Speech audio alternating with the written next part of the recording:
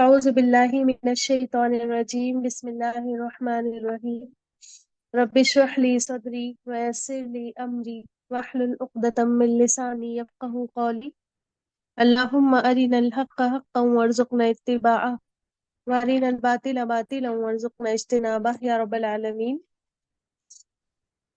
يا ربي لك الحمد كما ينبغي لجلال وجهك وعظيم سلطانك.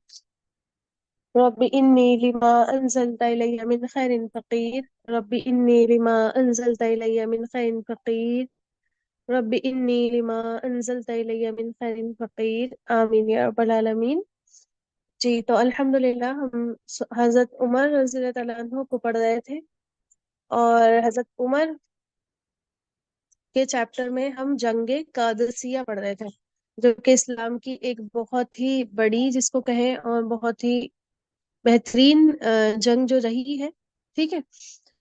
اور ہم نے دیکھا کہ کس طرح سے ایران کے جو کمانڈرز تھے وہ سارے کے سارے قتل ہو گئے، اور رستم وغیرہ جو ان کا چیف بن کر آیا تھا اس کو بھی قتل کر دیا گیا، اور اس کے بعد سارے کے سارے ایرانی کیا ہو گئے تھے، بھاگ کھڑے ہو گئے تھے. ٹھیک ہے. یہاں تک ہم نے پڑھ لیا تھا. خیر، جس طرح سے ایرانیوں کو مسلمانوں نے کچلا اور مسلمانوں نے ان کی جو ہے وہ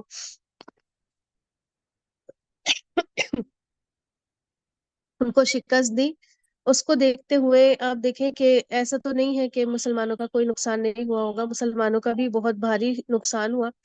اور وہ نقصان یہ تھا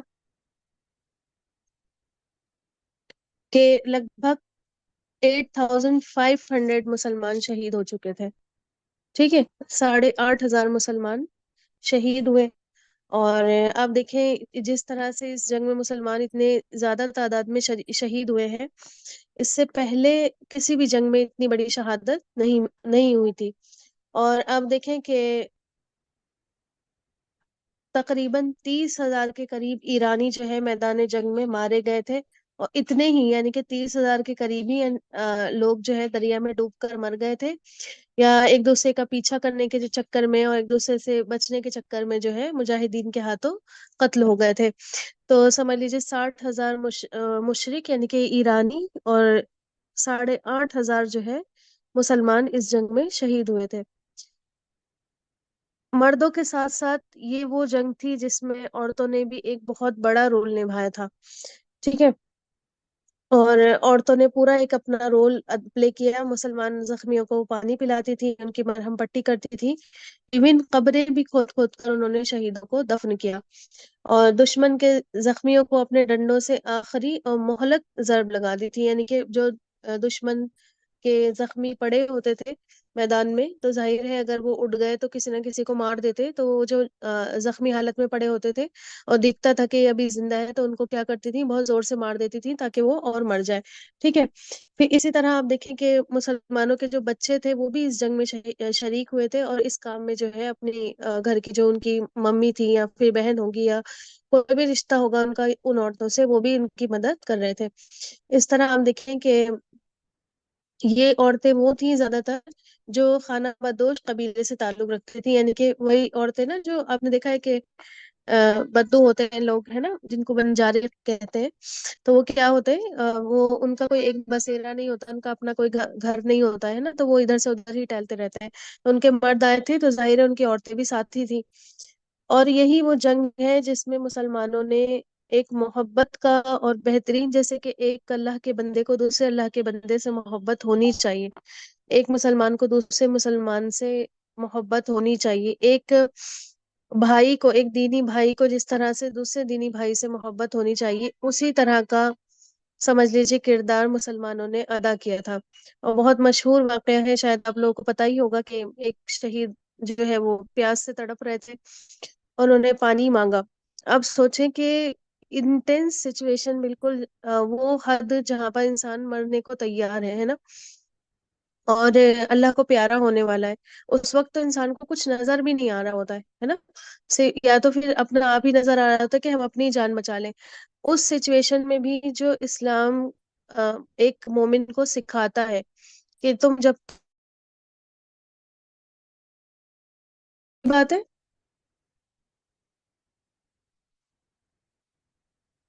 मेरी आवाज आ रही है आप लोगों को?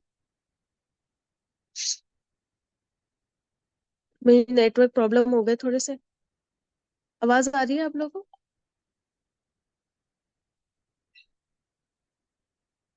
अच्छा, अभी आ रही है बस।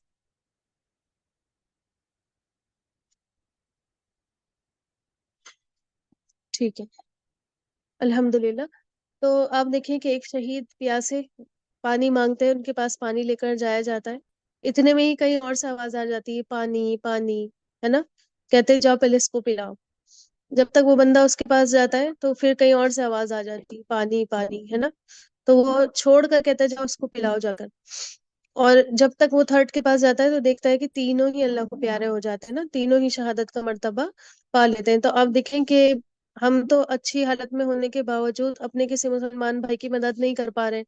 कितनी ज्यादा मॉब लिंचिंग्स होती हैं और लोगों को आंखों के सामने मार दिया जाता है। क्या वहां पर एक भी मुसलमान नहीं होता होगा जो जाकर उसको बचाए और जाकर उसकी मदद करे? चाहे उसको खुद ही पिटना, ऐसा तो है नहीं कि कोई मदद करने के लिए जाएगा तो उसको मारा नहीं जाएगा, उसको भी मारा जाएगा, जाहिर है साथ में। लेकिन क्या किसी में इतनी भी हिम्मत नहीं है कि अपने भाई के खातिर मार ही खा ले? थोड़ी सी मार खा लेगा कम से कम, बुज़दिलों में तो उसका नाम नहीं आएगा ना। ठीक है। तो हम तो अच्छे हालात होने के बावजूद सिर्फ आज इस काबिल हैं कि कोई डूब कर मर रहा है तो बस उसको जाकर वीडियो बना ले और जाकर जो है उसको सोशल मीडिया पर अपलोड कर दे कि देखो ऐसा हुआ, और बस दो चार इमोजी सेंड कर दे रोने की, और भाई हो गया हमारा काम। ठीक है, बस इतना ना। हम कोई उसके लिए आवाज उठाते हैं, ना हम उन आवाज उठाने वालों के साथ शरीक होते हैं जो उसके लिए आवाज उठा रहे हैं, ना हम ऐसी सिचुएशन में तैयार होते हैं कि वो थोड़ी बहुत मार खानी पड़े या अपनी जान की भी कुर्बानी देनी पड़े तो हम दे दे, लेकिन अपने मुसलमान भाई को प्रोटेक्ट करें। इसलिए तो आज हर कोई हाथ उठा देता है ना हमारे ऊपर। ठीक है, उनको पता है ये कौम एक दूसरे की मदद नहीं करती। खैर, अब देखें कि ये ईमान अफरोज वाकया, ये मोहब्बत से भरा वाकया, साहबा इकराम तो हमेशा से ही एक दूसरे के लिए जान देने के लिए तैयार रहते थे। और जो अल्लाह के नबी सल्लल्लाहु अलैहि वसल्लम ने उनके अंदर भाईचारा करवाया था, उनके अंदर अखवत का और ईमान की मोहब्बत का जो रिश्ता कायम किया था, उसको उन्होंने हमेशा अपने आखिरी दम तक भी निभाने की पूरी पूरी कोशिश की, और इस कोशिश और इस मेहनत में वो कामयाब भी रहे। ठीक है, आप बताएं कि ये अमल अल्लाह ताला, अब उस वक्त तो देखे जंग की हालत थी, है ना। जंग हो रही थी सामने से, हर चीज की कमी रही होगी, इतने हालत में भी सहाबा इकराम ने अल्लाह ताला के हुक्म और अल्लाह के नबी करीम सल्लल्लाहु अलैहि वसल्लम के हुक्म को हर मुमकिन कोशिश की फॉलो करने की, और उसको फॉलो करने में वो कामयाब रहे। अब सोचे अपने अपने बारे में कि हम अल्लाह के यहाँ जाकर क्या दलील पेश करेंगे अल्लाह ताला को, कि हमारे पास हालात नहीं थे, हमारे पास रिसोर्सेस नहीं थे, हमारे पास पैसे नहीं थे, हमारे पास कुछ चीजों की कमी थी, या फिर समझ ले तादाद की कमी थी, हमारे पास पॉपुलेशन इतनी नहीं थी, हम तो बड़ी माइनॉरिटी में थे। क्या अल्लाह ताला को ये उज्र जाकर पेश करेंगे? माइनॉरिटी में तो हमेशा ही मुसलमान रहा है।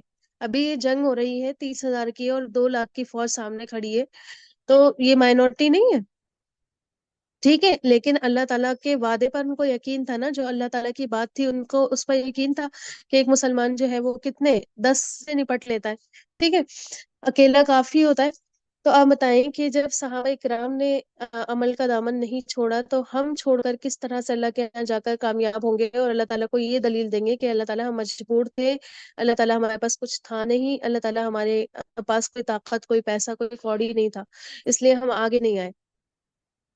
ठीक है, तो इस बात पर आप जरूर गौर करिएगा। और मेरी बड़ी रिक्वेस्ट है आप लोगों से कि अगर सब अलग अलग जगहों से हैं आप लोग, है ना, और आपके एरिया में कुछ ना कुछ होता ही रहता होगा, तो प्लीज अपने घर के मर्दों को और खुद भी इतनी कोशिश तो कर लिया करें कि एक आवाज उठा दे, जाकर एक हाथ अपना मदद का बढ़ा दे, है ना। आपके साथ कुछ भी हो आगे, वो तो एक मोमिन क्या करता है, अल्लाह ताला का वादा है ना मोमिन से कि मोमिन ने अपनी जान और माल के बदले अल्लाह ताला से जन्नत खरीदी हुई है ना। उसने अपनी जिंदगी का तो सौदा किया हुआ है ना। ठीक है, तो कभी इस चीज को खाते में नहीं लाए कि हमारा कोई नुकसान हो जाएगा, नुकसान भी होगा तो तब भी आप फायदे में ही है इंशाल्लाह ताला। ठीक है, तो कभी ऐसे वाकयात हों तो प्लीज आगे आया करें और आगे आकर बोलने वाली स्टेज पर आ जाए।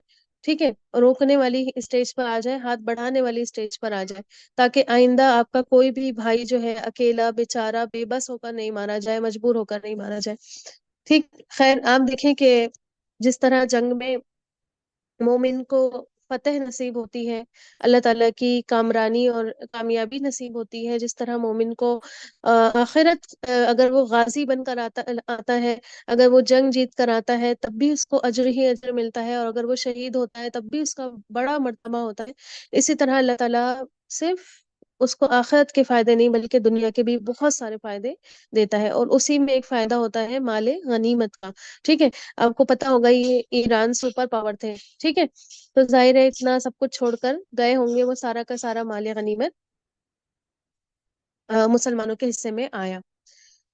سوار کے حصے میں 6,000 اور پیدل کے حصے میں 2,000 درہم آئے۔ ٹھیک ہے، 6,000 درہم یہ آپ نبی کریم صلی اللہ علیہ وسلم کا قانون تھا بنایا ہوا کہ جو سوار ہوتا ہے اس کو ڈبل دیا جائے گا مال غنیمت، اور میں نے اس کے بارے میں آپ کو سیرت میں بتایا تھا، سیرت میں پڑھایا تھا، کسی کو پتا ہو تو بتائیں کیوں سوار کو زیادہ اور پیدل کو کم؟ ہم what is the reason behind this? کیا ریزن ہے اس کے پیچھے کہ سوار کو زیادہ مال غنیمت، ڈبل مال غنیمت، اور پیدل کو ایک حصہ؟ سوار کے پاس سواری بھی ہوتی ہے نا، اور سواری فری میں تو نہیں پائی جاتی ہے نا، سواری کو انسان خرید کر لے کر آتا ہے، پھر اس کے چارے کا انتظام کرنا ہوتا ہے، اس کی ٹریننگ کا انتظام کرنا ہوتا ہے، تو جو سواری ہوتی ہے سوار کے پاس اس کے بہت سارے انتظامات کرنے ہوتے ہیں، اسی لیے نبی کریم صلی اللہ علیہ وسلم نے ان کے لیے 2 حصے رکھے تھے، ٹھیک ہے، اور پیدل کے حصے میں وہ آدھا آدھا، ٹھیک۔ خیر آپ دیکھیں کہ جنہوں نے غیر معمولی کارنامے کیے، ایکسٹرا آرڈینری کام کیے، تو ان کو جو ہے حضرت عمر رضی اللہ تعالیٰ عنہ نے آرڈر دیا کہ 500 درہم زیادہ دیے جائیں، ٹھیک ہے، کیونکہ انہوں نے زیادہ محنت کی تھی، اور یہ ہر جگہ ہوتا ہے، یہ جو ہے وہ عدل کے خلاف نہیں ہے بات، یہ تو ہر جگہ ہوتا ہے، آپ دیکھیں یہ تو اللہ تعالیٰ بھی ہمارے ساتھ کریں گے، ہے نا، جو ایکسٹرا آرڈینری کام کریں گے، ایک تو وہ انسان ہے نا جو پھر صرف فرض ادا کرے گا، ٹھیک ہے، تو فرض ادا کرنے والے کو بھی اللہ تعالیٰ ایکسٹرا ہی دیں گے، وہ ریوارڈ دیں گے، ہے نا، اور اللہ کا تو ہر ریوارڈ ایکسٹرا ہے، لیکن جو ساتھ ہی دوسری چیزوں پر بھی فوکس کرے گا، جو اللہ تعالیٰ نے اس پر فرض نہیں کی ہے ان کاموں میں بھی جائے گا، سنتیں بھی کرے گا، نوافل بھی ادا کرے گا، تو اللہ تعالیٰ نے اس کو کیا دینا ہے؟ ایکسٹرا اجر دینا ہے نا، انشاءاللہ تعالیٰ، ٹھیک ہے۔ تو یہ اللہ تعالیٰ کی بھی سنت ہے، یہ نبی کریم صلی اللہ علیہ وسلم کی سنت ہے، یہی سنت خلیفہ نے بھی باقی رکھی، اور جنہوں نے ایکسٹرا آرڈینری کام کیے تھے ان کو 500 درہم زیادہ زیادہ دیے۔ خاص تحفے بھی حضرت عمر نے کے حکم سے مجاہدین میں تقسیم کیے گئے۔ رستم کا جو قاتل تھا، میں نے لاسٹ ٹائم بتایا تھا کس نے قتل کیا تھا رستم کو، بتائیں؟ ہلال بن القمہ، ٹھیک ہے، تو ہلال بن القمہ نے، وہ جو ایران کا سپہ سالار تھا، ایران کی فوج کی طرف سے کمانڈر تھا، اس کو ہلال بن القمہ نے قتل کیا تھا، اور اسی کو رستم کا جو بیش قیمتی لباس تھا وہ دیا گیا، ٹھیک ہے، اس کو اجازت مل گئی کہ تم اس کو اپنے پاس رکھ سکتے ہو، اور اس کی، اور یہ بیش قیمتی لباس ایسا نہیں تھا، ہم اپنے کپڑوں پر دھیان نہیں دیں کہ 1,000 کا ہوگا یا 2,000 کا، 70,000 درہم اس کی قیمت تھی، ٹھیک ہے، کتنی تھی؟ 70,000 درہم، اور اس وقت درہم چاندی کا ہوا کرتا تھا، ٹھیک ہے، دینار سونے کا اور درہم چاندی کا۔ پھر آپ دیکھیں کہ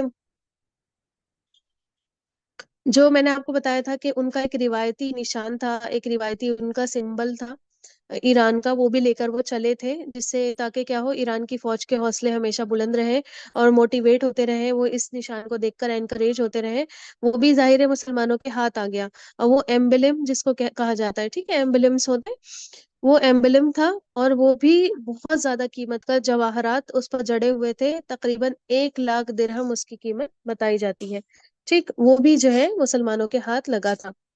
اچھا آپ دیکھیں کہ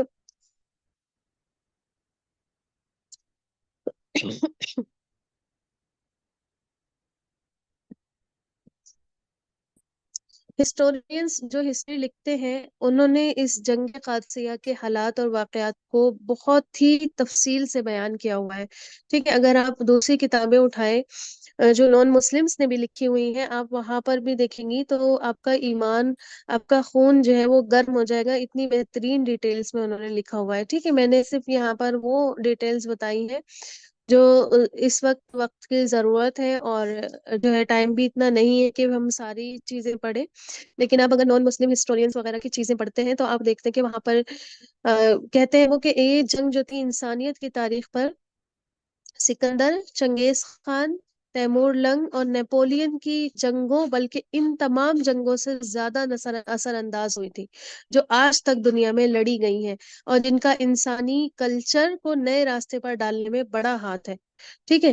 یہ ہوس، یہ ملک گیری، یہ مال کی ہرس، یہ طاقت کی ہرس نہیں تھی. یعنی کہ جنگ اس لیے نہیں ہوئی تھی تاکہ طاقت حاصل کر لی جائے یا مال حاصل کر لیا جائے، یا جو ہے وہ کوئی ملک فتح کرنے کی ہوس لگ گئی ہو انسان کو. کیونکہ اکثر جو بادشاہ ہوتے ہیں جن کے نام بڑے بڑے بولے جاتے ہیں، اس سے پہلے والی کلاس میں بھی میں نے آپ کو الیگزینڈر کا نام ہے نا، سکندر اعظم جس کو کہا جاتا ہے، اس کا نام میں نے آپ کو بتایا تھا. اور اسی طرح بڑے بڑے جس کو کہتے ہیں نا ترم خاں گزرے ہیں ہسٹری میں، جنہوں نے جنگیں لڑی ہیں اور جن کی جنگیں بڑی مشہور ہوئی ہیں. تو ان کی جنگیں یا تو مال کی ہوس میں ہوتی تھی، یا پھر ان کو ملک پر ملک فتح کرنا ہوتا تھا، یا اپنی جو ہے جس کو کہتے ہیں نا شہرت کے لیے، کہ ہماری واہ واہ ہو جائے دنیا میں کہ ہم کتنے بہادر ہیں اور ہم کیا کچھ نہیں کر سکتے. ٹھیک ہے. تو اس وجہ سے ہوتی تھی، تخت پلٹنے کے لیے اور تخت حاصل کرنے کے لیے ہوتی تھی یہ جنگیں. لیکن یہ جو جنگ قادسیہ ہوئی ہے، مسلمانوں کا یا خلیفہ حضرت عمر امیر المومنین کا یہ مقصد نہیں تھا کہ وہ یہ سب چیزیں حاصل کر لیں، بلکہ ان کا مقصد تھا کہ گلتی سڑتی تہذیب اور تمدن کا آپریشن کر دیا جائے، سرجری کر دی جائے، تاکہ دنیا سے شر اور فساد کی بنیادیں ڈھہ جائے اور اصلاح، نیکی، عدل، انصاف اور اکویلٹی کا دورہ دور قائم ہو جائے. آگے بات سمجھ میں؟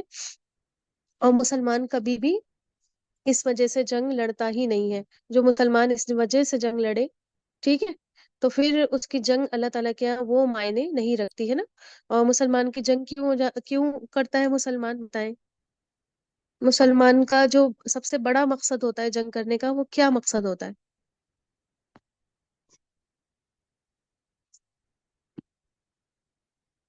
ہوں. رپلائی کریں پلیز. ایکٹیو رہا کریں، ٹھیک ہے، کلاس میں ایکٹیو رہا کریں. شعر سنا ہے؟ شہادت ہے مطلوب و مقصود مومن، نہ مال غنیمت نہ کشور کشائی. سنا ہے شعر؟ ہوں. تو مسلمان کی جنگ کس لیے ہوتی ہے؟ تاکہ وہ شہادت پا جائے، یا پھر کیا ہو جائے؟ اللہ کی زمین پہ اللہ کا حکم، اللہ کا قانون اور دین نافذ ہو جائے، کلمے کی سربلندی ہو جائے. مسلمان کی جنگ اور کافر کی جنگ میں اسی لیے ہمیشہ سے ایک ڈیفرنس رہا ہے، اسی لیے ہمیشہ سے ایک فرق رہا ہے. مسلمان کی جنگ کبھی بھی اس وجہ سے نہیں ہوا کرتی تھی کہ وہ کیا کرے، دوسروں کو نیچا دکھائے، ملک پر ملک فتح کرے، اپنی شہرت ہو جائے، دوسروں کا مال ہڑپ جائے، ہے نا، یا پھر دوسروں کی عزتیں خراب ہو جائے. یہی ہوتا ہے نا ایک بادشاہ جب ملک میں، یہ تو قرآن میں بھی آیت ہے، وہ جو تھی ملکہ سبا، اس نے کہا تھا نا کہ جب کوئی بادشاہ کسی ملک میں انٹر کرتا ہے تو پھر نہ وہ عزتوں کی پرواہ کرتا ہے، نہ ہی وہ کسی کی مال کی پرواہ کرتا ہے، سب کچھ اجاڑ دیتا ہے. ٹھیک ہے. تو مسلمان کی جنگ جو ہے وہ صرف اس لیے ہوتی ہے کہ کلمہ لا الہ الا اللہ بلند ہو جائے. ٹھیک. خیر یہ جنگ اسی لیے تھی، اور اس چیز کا دوسرے ہسٹورینس نے بھی جو ہے وہ پروف دے دیا کہ مسلمان جو ہے جنگ اسی لیے کرتا ہے. خیر اب دیکھیں کہ ایران کی اب قسمت کا فیصلہ کر دیا گیا. اسی جنگ نے جو ہے ایران کی قسمت کا فیصلہ کر دیا. ہمیشہ کے لیے یہ سپر پاور جو ہے ٹوٹ گئی. اور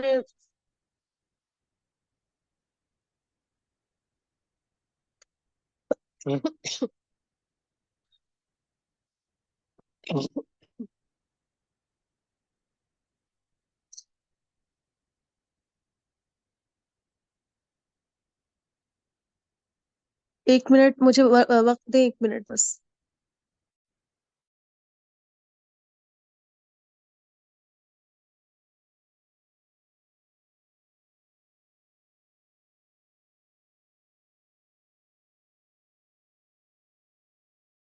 جی جی الحمد للہ. آواز آ رہی ہے میری؟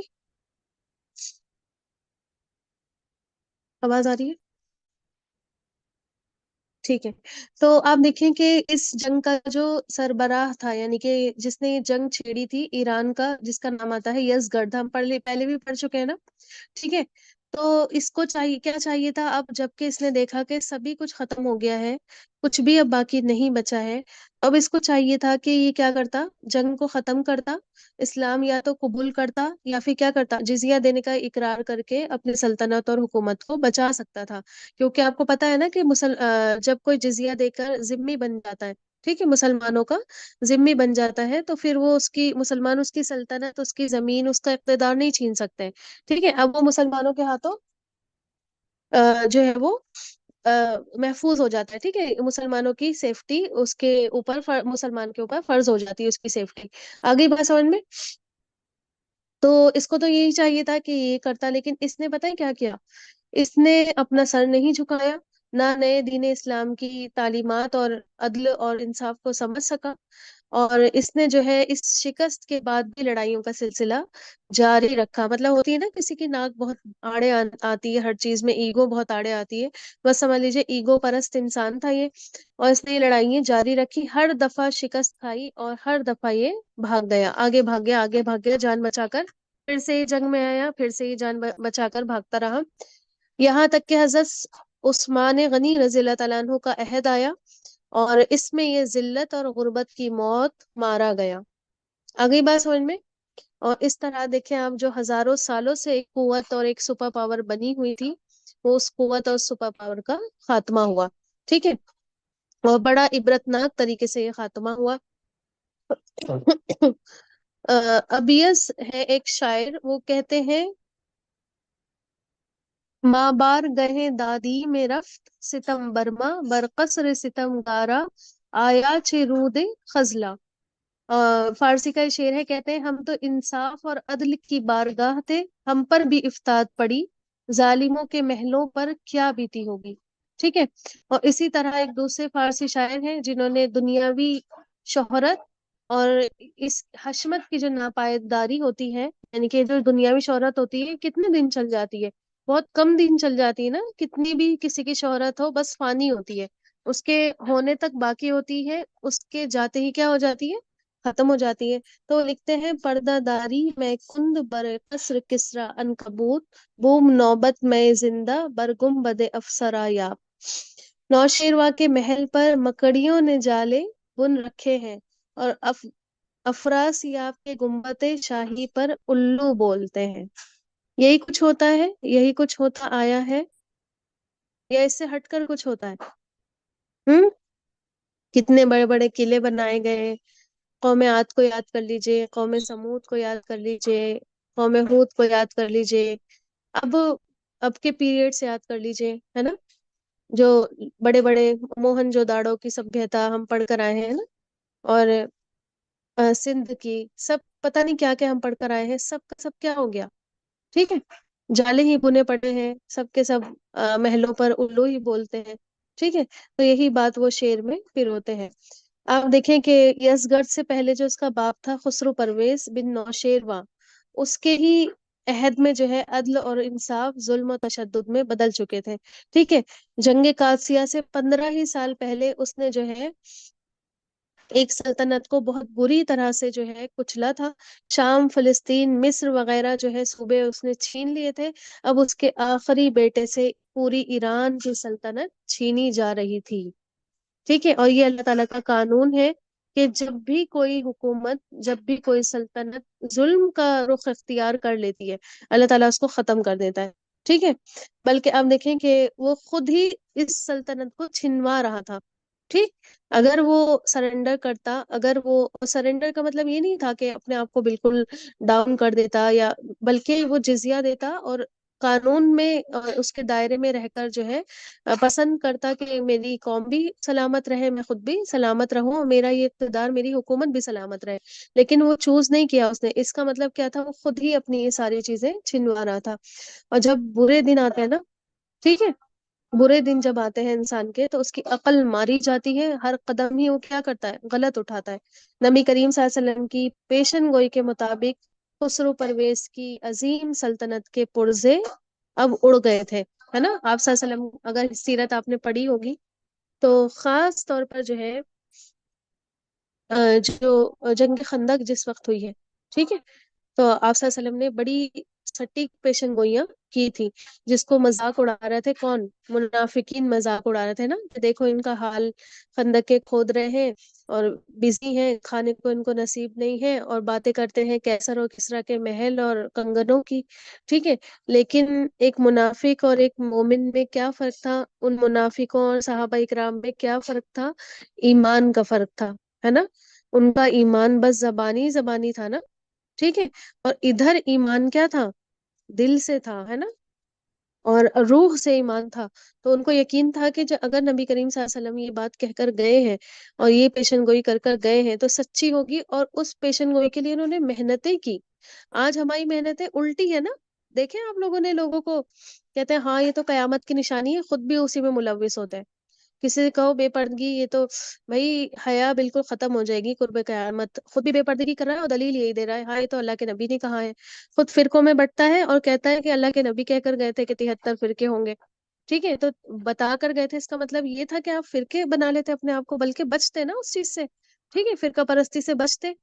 غلط چیز ہے، تبھی تو بتا کر گئے آپ صلی اللہ علیہ وسلم، ہے نا، کہ فرقوں میں امت بٹے گی، اور منع کیا گیا ولا تفرقوا، ٹھیک ہے، کہ فرقوں میں مت بٹ جانا۔ تو بٹ کر انسان کہتا ہے فرقوں میں کہ ہاں اللہ کے نبی کہہ کر گئے تھے، ہے نا، سود عام ہو جائے گا، ہر گھر میں اس کی دھول جائے گی، پیشن گوئی ہے نبی کریم صلی اللہ علیہ وسلم کی، اور حقیقت ہو ہی رہی ہے، دکھ ہی رہا ہے، لیکن کیا ہم پھر سود کھانے لگ جائیں؟ یہ کہہ کر کے اللہ کے نبی فرما کر گئے تھے، بے حیائی کرنے لگے یہ کہہ کر کے اللہ کے نبی فرما کر گئے تھے، ٹھیک ہے، اس سے بچنا ہے۔ تو یہ جن چیزوں سے منع کیا ہے نا، ٹھیک ہے، تو ان چیزوں میں تو ہم اتنے ملوث ہو جاتے ہیں، اور یہ کہہ کر کے اللہ کے نبی کہہ کر گئے ہیں، اور جن چیزوں کا بتا کر گئے ہیں اس طرح سے جو ہے ہمارا ایمان ان پر نہیں ہوتا۔ لیکن صحابہ کرام کا ایمان اسی طرح کا تھا کہ وہ جو نبی کریم صلی اللہ علیہ وسلم نے پیشن گوئیاں کی، ہمیشہ اس کو انہوں نے سچ کر کے دکھایا، ٹھیک ہے، اور کوششیں کی، محنت کی، یہ نہیں سوچا کہ ہم رہے یا نہیں رہے، ہم دنیا سے چلے جائیں، پتہ نہیں ہم کر کے جائیں بھی، انہوں نے اپنا حصہ ضرور ڈالا۔ آگے بات سمجھ میں، اور اللہ تعالیٰ کو بس یہی تو دیکھنا ہے آپ سے کہ آپ کتنا حصہ ڈالتے ہیں۔ اللہ تعالیٰ کو آپ دیکھیں نتیجہ اللہ کے ہاتھ میں ہوتا ہے، اور ہمیشہ اس بات پر نہ جمے رہیے کہ نتیجہ آپ کو ہو سکتا ہے آپ جس بھی کام کے لیے نکلے، آپ دین کی سربلندی کے لیے نکلے، آپ کوئی اور کام کے لیے نکلے، مان لیجیے آپ اپنے گھر والوں کو ہی کسی چیز پر راضی کرنے کے لیے، دین کے کسی کام پر موٹیویٹ کرنے کے لیے نکلے، آپ اپنی کوشش پر، اپنی محنت پر دھیان دیں کہ میں کتنا پرسنٹ لگا رہی ہوں، ٹھیک ہے، کبھی بھی یہ مت سوچے کہ اس کا ملا کیا مجھے، وہ تو اللہ دے گا نا آپ کو، ٹھیک ہے، اگر آپ سکسیسفل ہوتے ہیں تو واہ واہ ہے، اور اگر نہیں ہوتے ہیں تو اس کا اجر تو آپ کو مل جائے گا، اللہ نے ان سعیکم سوف یرا، اللہ تعالیٰ آپ کی کوششیں دیکھتا، آگے بات سمجھ میں، ٹھیک ہے، کبھی بھی نتیجے پر نہیں جائے، اور یہی کرام کا طریقہ رہا، انہوں نے ہر طرح سے کوشش کی، دیکھیں اگر چاہے نبی کریم صلی اللہ علیہ وسلم کا دور ہو، اس دور میں بھی جنگیں ہوئی، انہوں نے اپنی تمام کوششیں کی، انہوں نے نتیجے پر دھیان نہیں دیا کہ ہمیں ملے گا کیا، ٹھیک ہے، آگے چل کے، لیکن آپ دیکھیں کہ حصہ اپنا پورا ڈالا، یہی صحابہ کرام کے دور میں ہوا، حضرت ابو بکر ایک مشن شروع کرتے ہیں، وہ دنیا سے چلے جاتے ہیں، کیا یہ سوچا انہوں نے کہ پتہ نہیں میری اب کتنی عمر رہ گئی ہے، اور ویسے بھی ان کو تو مطلب آپ صلی اللہ علیہ وسلم کی ساتھ ساتھ ہی جانا تھا، ان کی تو امید ہی تھی نا کہ میں زیادہ نہیں جیوں، آپ صلی اللہ علیہ وسلم جتنا جیے بس اتنا ہی جیوں، تو ظاہر ہے 2 ہی سال تھے ان کے پاس، اب وہ یہ سوچ کر بیٹھ جاتے کہ چھوڑو 2 ہی سال تو ہے، کیا کروں گا اتنے سالوں میں، ختم کرو ملے گا تو کچھ نہیں، ٹھیک ہے، نہیں انہوں نے اپنا مشن، اپنا کام جاری رکھا، آگے بات سمجھ میں، انہوں نے یہ نہیں سوچا کہ کیا ہوگا نتیجہ، اور اسی کو لے کر حضرت عمر آگے بڑھتے ہیں، ٹھیک ہے، تو وہی آپ صلی اللہ علیہ وسلم کا مشن چلا آ رہا ہے، حضرت ابو بکر لے کر چلتے ہیں، حضرت عمر لے کر چلتے ہیں، اس کے بعد سارا خلیفہ کا جتنا پیریڈ آیا وہ لوگ بھی سیم یہی انداز اپناتے ہیں، ٹھیک ہے، تو یہی فرق ہوتا ہے ایک منافق میں اور ایک مومن کے ایمان میں، ٹھیک، خیر اب دیکھیں کہ ظاہر ہے خلیفہ امیر المومنین حضرت عمر رضی اللہ تعالیٰ عنہ جنگ میں نہیں تھے، لیکن ظاہر ہے اتنی بڑی جنگ تھی تو ان کی نظریں وہیں پر ٹکی ہوئی تھی، ٹھیک ہے، روزانہ فجر کی نماز کے بعد بالکل ایگرلی آتے تھے، شہر کے باہر نکلتے تھے، اور کسی پیغام والے کی کہ یہ پیغام پہنچانے کوئی نہ کوئی آیا ہوگا اس کی راہ تلاش کرتے رہتے تھے۔ ایک دن ان کو ایک گھڑ سوار آتا ہوا دکھا، گھوڑے پر سوار ایک شخص آتا ہوا دکھا، اور جب امیر المومنین نے بہت زیادہ اس سے پوچھا تو اس نے بتایا کہ وہ حضرت سعد رضی اللہ تعالیٰ عنہ. اچھا ہاں، کمانڈر کون تھے مسلمانوں کی طرف سے؟ بتایا تھا نا میں نے، بتایا جلدی سے. اس جنگ میں حضرت مسلمانوں کی جنگ کے کمانڈر کون تھے؟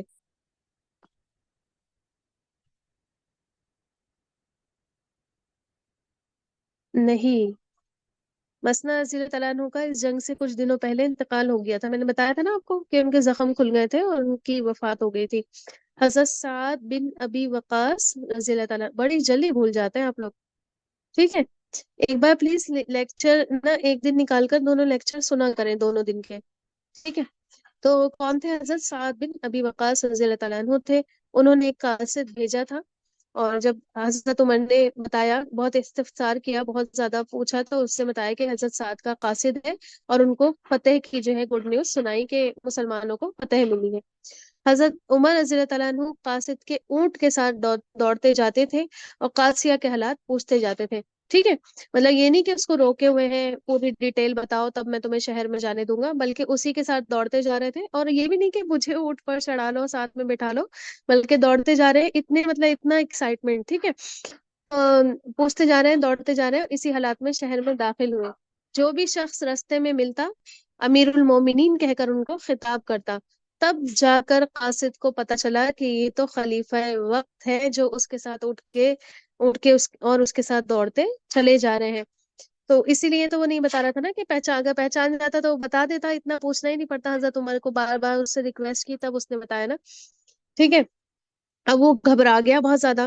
ٹھیک، اور شرمسار بھی ہوا، اور اس نے کہا کہ اے امیر المومنین، آپ نے مجھے بتایا کیوں نہیں، تاکہ میں یہ اتنی بڑی جو مجھ سے گستاخی ہو گئی ہے، یہ اتنی بڑی بے ادبی ہو گئی ہے، یہ مجھ سے نہیں ہوتی. تو حضرت عمر کہنے لگے کہ کوئی بات نہیں، تم اپنی بات جاری رکھو.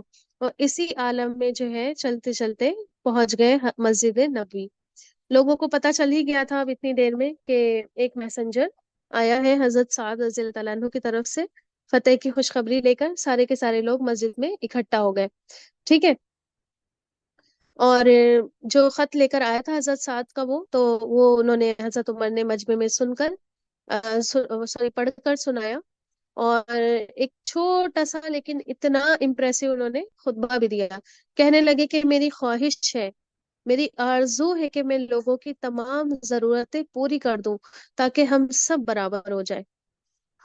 مسلمانوں، میں بادشاہ نہیں ہوں، مجھے کوئی بادشاہ نہیں سمجھے، میں اللہ کا غلام ہوں، لیکن خلافت کی ذمہ داری میرے سر پر رکھی گئی ہے. اگر میں اس طرح تمہارا کام کروں کہ تم چین سے گھروں میں سو تو یہ میری سعادت ہے. یعنی کہ یہ میرے اوپر کوئی بوجھ نہیں ہے کہ میں تمہارے لیے چین اور آرام جو ہے وہ ڈھونڈ کر لاؤں اور تمہیں سکون عطا کروں. یہ میرا بوجھ نہیں، بلکہ یہ میری سعادت ہوگی، میری خوش نصیبی ہوگی کہ میں تمہارے اس کام آ سکوں. اور اگر میری خواہش یہ ہو کہ تم میرے دروازے پر حاضری دیتے رہو تو یہ میری بدبختی ہے. یعنی کہ اب دیکھیں نا کہ آج کل اگر بادشاہوں کی بات کریں، خیر بادشاہ تو آج کل نہیں ہوتے ہیں، پرانے وقتوں کے جو بادشاہ ہوا کرتے تھے اٹھ کر تو کہیں نہیں جاتے تھے، چاہتے تھے کہ سب لوگ یہیں پر ہم سے ملنے آئے، ہم کیوں جائے. اس کو تو بڑا ایگو کا مسئلہ بناتے تھے، ہے نا. اور آج بھی آپ دیکھیں کہ جن کو بڑا بڑا کہا جاتا ہے کہ بڑے ہیں بڑے ہیں، خود چل کر تو وہ کہیں نہیں جاتے نا، ان سے ہی ملنے کے لیے جاتے ہیں. تو کہتے ہیں اتنے بڑے خلیفہ وقت، ہے نا، سمجھ لیں ایک سپر پاور کو مزہ چکھا چکے. ٹھیک، ایک سپر پاور کو مٹی میں ملا چکے. ان کے الفاظ ہیں کہ میرے در پر، اگر میں یہ خواہش کروں کہ میرے در پر کوئی آئے تو یہ میری بدبختی ہے. اس وقت مجھے خوشی کم ہوگی اور غم زیادہ ہو جائے گا کہ میں تم کو تعلیم دینا چاہتا ہوں، لیکن قول سے نہیں بلکہ اپنے عمل سے. ٹھیک ہے، ایک مسلمان صرف زبانی نہیں تبلیغ کر رہا ہوتا ہے. ٹھیک ہے، زبان سے تبلیغ تو سیکنڈری ہو جاتی ہے. ایک مومن اپنی پوری لائف سے، اپنی پوری سٹائل سے، اپنے پورے روٹین سے بھی خاموشی کے ساتھ تبلیغ کر رہا ہوتا ہے. ٹھیک ہے، اور وہ ہے اس کا عمل. آگے بات سمجھ میں؟ جو عمل انسان کا ہوتا ہے وہ آٹومیٹیکلی دوسروں کو کیا کر رہا ہوتا ہے؟ امپریس کر رہا ہوتا ہے، چاہے وہ زبان نہیں بھی کھولے. آگے بات سمجھ میں؟ ضروری نہیں ہے کہ آپ زبان کھول کر ہی کسی کو بتائیں کہ یہ عمل اچھا ہے اور یہ عمل اچھا نہیں ہے، بلکہ انسان اپنے عمل سے بھی اپنے آپ کر کے بھی دکھا رہا ہوتا ہے کہ اس کو خود کیا پسند ہے، وہ جو وہ بولتا ہے وہ پسند ہے یا وہ جو وہ کر رہا ہے وہ پسند ہے۔ آپ بتائیں کیا چیز پسند ہوتی ہے انسان کو؟ کیسے پتا چلے گا کہ اس کو یہ چیز اس کی فیوریٹ ہے؟ آپ کیسے جان پائیں گے؟ وہ بولے گا تب یا پھر وہ کر کے دکھائے گا تب؟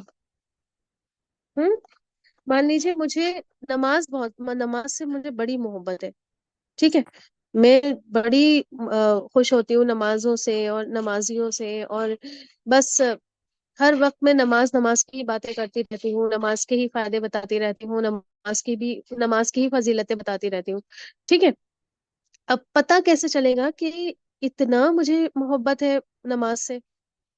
تبھی پتا چلے گا جب آپ یہ دیکھیں گی کہ ہاں یہ بندی تو ہر وقت نماز میں ہی بزی رہتی ہے، ٹھیک ہے، نماز میں ہی بزی رہتی ہے۔ ہو سکتا ہے ایک بار کو وہ میری بات آپ کو جو ہے وہ اتنی زیادہ امپریسو نہیں لگے جتنا وہ عمل آپ کو امپریسو لگ جائے، ٹھیک ہے۔ تو آپ دیکھیں یہی بات جو ہے حضرت عمر کہتے ہیں کہ تمہیں تعلیم دینا چاہتا ہوں لیکن قول سے نہیں، عمل سے تعلیم دینا چاہتا ہوں، اپنی ایکشن سے تمہیں بتانا چاہتا ہوں، اپنی باتوں سے نہیں بتانا چاہتا ہوں، ٹھیک ہے۔ خیر، آپ دیکھیں کہ کیا کسی سکندر نے، کیا کسی چنگیز خان نے، کیا کسی ہلاکو خان نے، کیا کسی تیمور لنگ نے، کیا کسی نیپولین نے ایسی عظیم الشان فتح پر اتنی عظیم، اتنی عاجزی والی، اتنی اللہ کی غلامی، اتنی احساس ذمہ داری والی تقریر کا اور باتوں کا مظاہرہ کیا ہوگا؟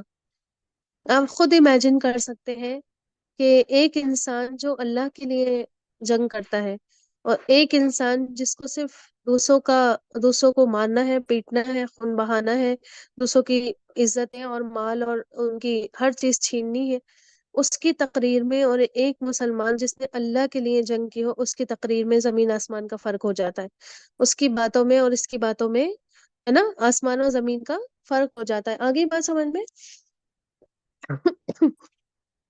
خیر، اب دیکھیں کہ حضرت سعد بن ابی وقاص کو حضرت عمر نے لیڈ کرنے کے لیے بھیجا تھا، کمانڈر بنا کے بھیجا تھا، اور جیسے کہ تمام لوگوں کو ہم نے دیکھا، حضرت خالد بن ولید کو ہم نے دیکھا، حضرت مسنا رضی اللہ تعالیٰ عنہ کو ہم نے دیکھا، ہے نا، کہ وہ جنگ لڑ کر واپس نہیں لوٹے، ٹھیک ہے۔ ایسا نہیں ہے کہ انہوں نے صرف وہی جنگ لڑی اور بس ہو گئی فتح اور چلو چلو واپس بھاگو اپنی جگہ پہ، ٹھیک ہے، بلکہ جیسے ایک نبی کریم صلی اللہ علیہ وسلم کی بھی سنت تھی کہ آپ صلی اللہ علیہ وسلم جنگ کے میدان میں 2 یا 3 دن گزارا کرتے تھے، ہے نا، تو تقریباً 2 منتھ جو ہے وہیں پر رہے، قادسیہ میں ہی رہے۔ اس کے بعد حضرت سعد واپس آنے کی جگہ بابل کی طرف چلے گئے، ٹھیک ہے۔ بابل ایک شہر ہے نا، قرآن میں بھی اس کا ذکر آتا ہے، جہاں پر اللہ تعالیٰ نے 2 فرشتوں کو بھیجا تھا، ہے نا، ہاروت اور ماروت کو، ٹھیک، تو ادھر چلے گئے۔ وہاں پر بھی کچھ ایرانی فوج جمع تھی، ان کو بھی انہوں نے بکھیرا، پھر مدائن کی طرف بڑھے، ٹھیک ہے، اور مدائن کی فتح بھی اسلام کی بہت بڑی فتح ثابت ہوئی، اللہ تعالیٰ پڑھیں گے ہم، ٹھیک ہے۔ تو مدائن کی طرف بڑھے، بابل فتح کیا، پھر کوسی ایک مقام تھا وہ فتح کیا، اور بحرائے شیر کا محاصرہ کیا، ٹھیک ہے، جو کئی منتھ تک جاری رہا، 1 2 مہینے نہیں بلکہ کئی مہینوں تک وہ جاری رہا۔ اچھا، ان لوگوں کی شیر بھی پالنے کی وہ تھی، عادت تھی، آپ نے نا دیکھا ہوگا ایمبلمس میں شیر بنے ہوتے ہیں، آگے بات سمجھ میں، شیر وغیرہ بنے ہوتے ہیں۔ خیر، آپ دیکھیں کہ ان کی شیر وغیرہ یہ پالنے کی عادت تھی، وہ لوگ کسی پہ بھی وہ شیر چھوڑ دیا کرتے تھے، ٹھیک ہے۔ تو ایک خوفناک شیر نے ہاشم بن عتبہ پر حملہ کیا، اور انہوں نے جو ہے شیر کے ایک ہی تلوار کے وار میں 2 ٹکڑے کر دیے۔ خیر، ایرانیوں نے وہ شہر بھی خالی کر دیا، ایک کوسی کے نام کا شہر تھا، سوری بحرائے شیر نام کا ایک شہر تھا، ٹھیک ہے۔ پھر اس کے بعد آس پاس کے جو علاقے تھے ان لوگوں نے ڈر کے مارے اطاعت قبول کر لی، اور سب کو پھر امن دے دیا گیا، اور ان تمام شہروں پر مسلمانوں کا قبضہ ہوا۔ حضرت عمر نے منع کر دیا تھا کہ تم ہوتے کون ہو؟ جب کوئی ماں اپنے بچے کو پیدا کرتی ہے تو وہ آزاد پیدا کرتی ہے، اور تم کون ہوتے ہو اس کو غلام بنانے والے، ٹھیک ہے۔ تو نہ تو انہوں نے کسی کو لونڈی بنایا، نہ کوئی غلام بنایا۔ پھر حضرت سعد نے مدائن خاص کا رخ کیا، ٹھیک ہے، اور مدائن کسی اور وجہ سے بھی مشہور ہے، کوئی بتا سکتا ہے؟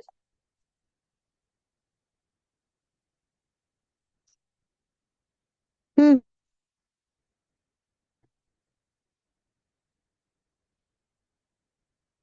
مدائن.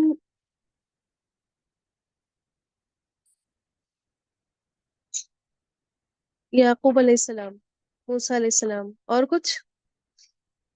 ہاں موسیٰ علیہ السلام سے ریلیٹڈ ہے. ٹھیک ہے. یہ آیت سنیے، بار بار آتی ہے قرآن میں. وَإِلَى مَدْيَنَ أَخَاهُمْ شُعَيْبًا. مدائن کی طرف کس کو بھیجا اللہ تعالیٰ نے؟ شعیب علیہ السلام کو. ٹھیک ہے. اور ایک مدائن جو ہے وہ موسیٰ علیہ السلام کے بھی ذکر میں ہے. ٹھیک ہے. جہاں سے وہ چلے گئے تھے وہاں پر. ٹھیک.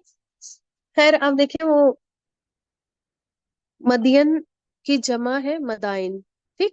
مدین کی جمع ہے مدائن. اور مدائن جو ہے وہ مدینتن کا بھی تسنیہ ہے. ٹھیک ہے. دو شہر. ٹھیک ہے، تسنیہ ہے. دو شہر جس کو کہتے ہیں.